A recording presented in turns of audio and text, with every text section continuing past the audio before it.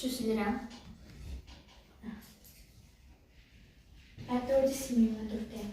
Mənim abonam məktəb dəyişdikcə artır.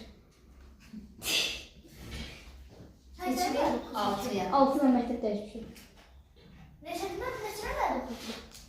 İndi 9. Deməli, şərt çək. Şərt şəklimiz fil, üstəgə, sağ, sərt.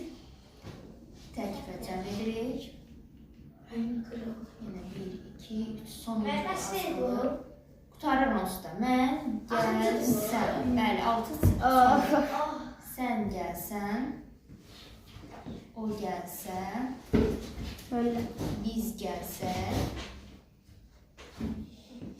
Siz gəlsəniz. Onlar gəlsələr.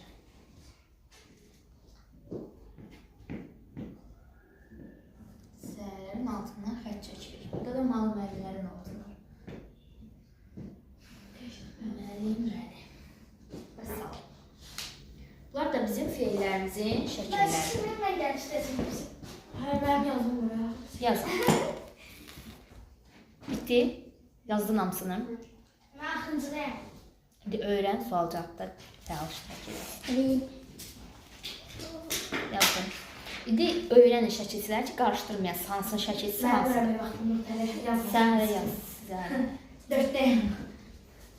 4'te? 4'ü kardeşi kesin. Yazın.